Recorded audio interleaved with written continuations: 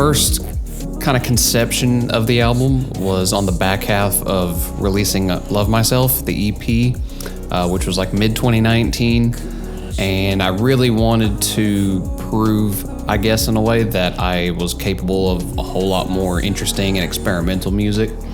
I didn't really get super serious about it until probably December of 2019 was when I really started laying out the path for it. Historically, I've always been terrible about finishing projects, so I knew that if I was going to do it, I had to create a process for myself, some kind of foolproof process to ensure that I was actually going to finish it. So from the months of probably actually like late December 2019 through May, April, somewhere in there of 2020, I was doing nothing but just creating demos. There was no preconception of what I was making. Like, I had zero idea at this point what the album would be about, what it'd be called, what it would sound like. That was like the conscious decision, was there's nothing off the table. By the end of the demo process, I think I had somewhere of around 100, give or take, ideas to work with. In order to help me kind of sort through the best ideas, I recruited the help of a couple of friends who I'd worked with pretty closely on some music recently. We sat down and I just went through every demo. I took notes on every single one and just tried to get fresh ears on it, because I had sat with some of these demos for several months at this point, so I really wanted somebody from the outside to come in and kind of give me their thoughts on what sounded like an idea worth pursuing and what was just garbage. That's interesting. All right, I didn't expect that one. I think most of you all know this one at this point, but still. No. Didn't I assist in that lyric to this? Yes.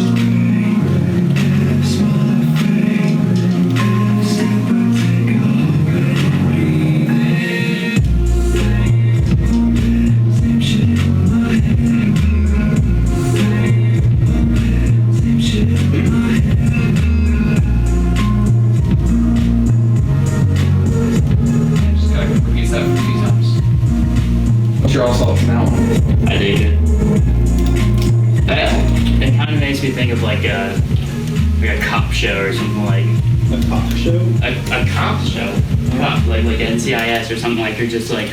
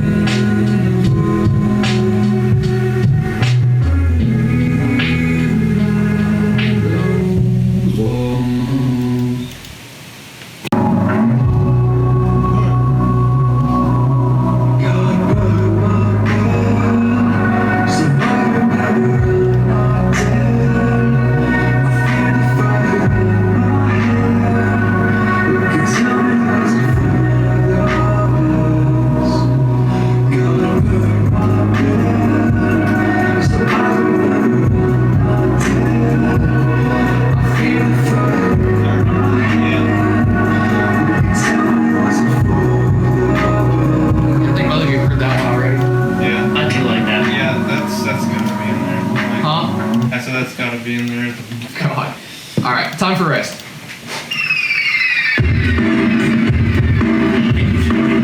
You all both should have heard this one. Oh, yeah.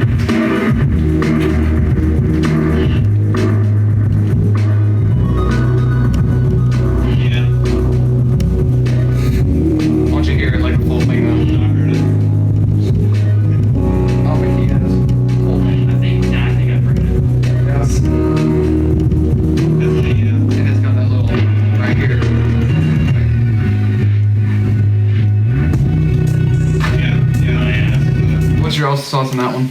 Yes. Yes. I'm really set on that being the opener. Really? Just because I it starts agree. in such an unexpected, really loud note. Yeah. Like for a calm album, I would love to start it off in the I thought you opposite. said the last one was the opener because. No. No, definitely not. No, the fire feels like something that could be more towards the middle or end. I like the name's almost misleading. It's like time for rest, but it's Yeah. like time to wake up. I have no idea why I called it that. I don't remember, but yeah, no, that one just like because the album's about like the pressures of adulthood. I feel like starting out with really distorted. It's like all the stuff's problems swirling around. It's like, oh crap, and it's like perfect lead in. Like, that's my thoughts on it. Time to wake up. After some deliberation between me and my friends and a few other people, and kind of just going back and forth on it, I think I narrowed it down to probably 8 or 9 demos that I felt really strongly about. These songs I thought sounded cohesive musically, but also I think they had potential to come together, lyrically. So once the demo phase was done, I had a small set of songs that I had picked out that I liked. The next phase was going into recording. And really this was kind of the simplest part in a way, but it was also the longest part of the process. Recording went from probably May all the way through October of 2020. There's a lot of video footage of us just working out random parts of songs. Some of these songs had so many different versions during the recording process. Off the top of my head, one that just was absolutely grueling was The Fire, which is interesting because as a final product, I think it's actually probably one of the most straightforward songs on the record. But for some reason, I just could not get the production right on it, the vocals, and more than anything, the arrangement. Like I kept getting to this one point in the song where I didn't know what to do. I didn't know if it should go to a guitar solo. There were some versions of the song where it like had a beat switch and went to this totally different like trap thing. There was a lot of really strange things tried out with that record. And for a brief moment, it was actually scrapped. I wasn't even going to put it on the album.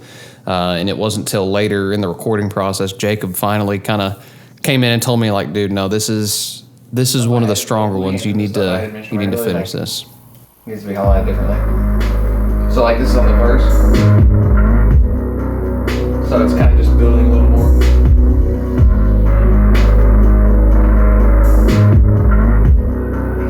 And then bridge.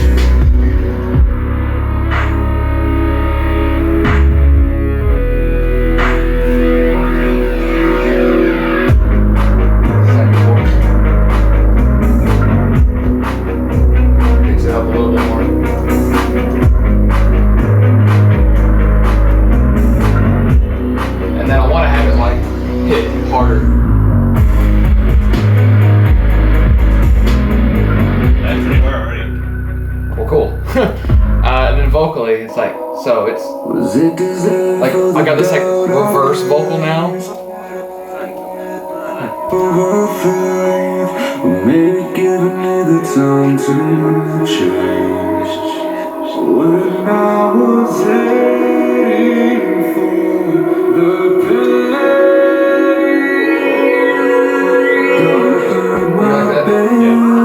Yeah. So like when it all goes together, that's my favorite part. That was like that bridge, just like.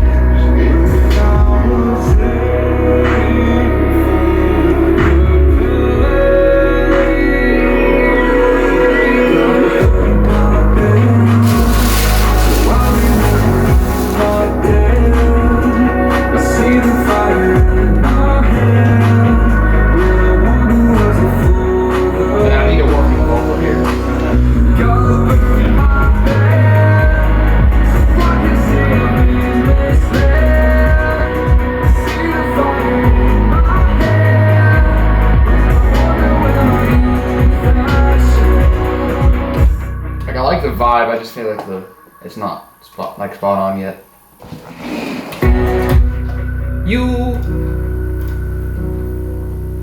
like that. Is that B? I can't see what you're playing. Yeah, that's my favorite chord. Actually, I was thinking more maybe like having it do that but reverse. Like if I can just do some.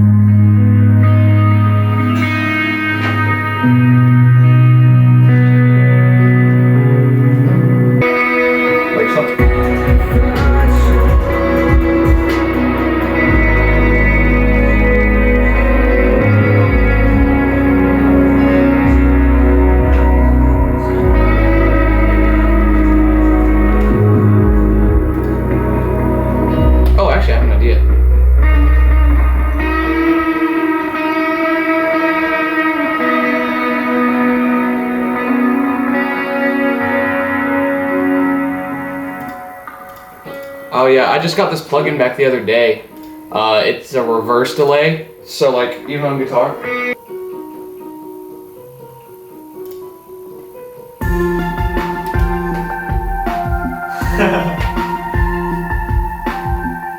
This is a great fire truck sound effect.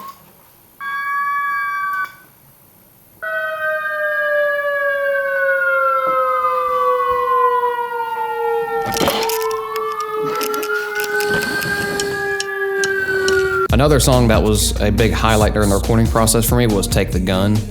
I remember I was working on the arrangement for this and everything was going pretty smoothly, and then I got to this point in the song where I knew I wanted to have a guitar solo, but I knew that I also wanted something that was a little beyond my reach musically. A great friend of mine, Jasper, was pretty active with me musically at the time, and I sent him a piece of it. It was, I say a piece of it, it was like a third of the song. I sent him like a minute section of the song and I said, man, I need like an absolute shredding guitar solo, just whatever comes to mind, like nothing's off the table. I want you to go crazy on this and see what you can come up with.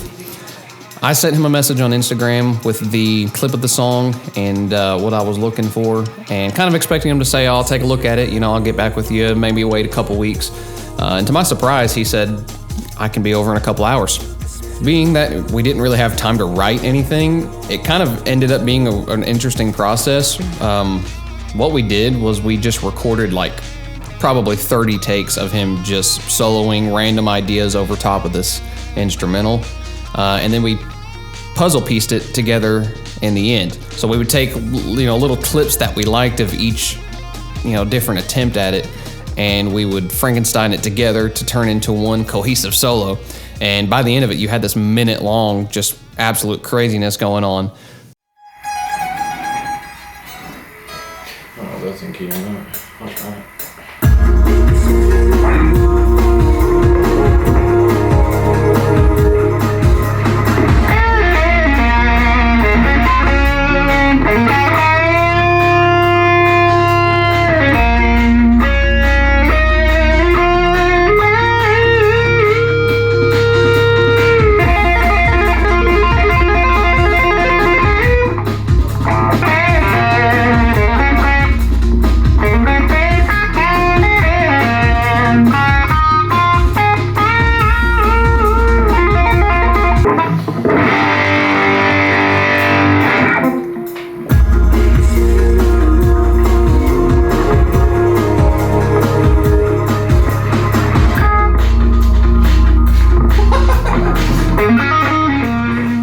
One of my favorite moments on the record, and you know, Jasper lended a few guitar parts throughout the album, and every one of them is just honestly such a highlight for me.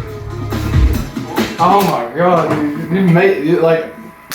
I love this song now. That makes me so excited, dude. That's so fucking awesome.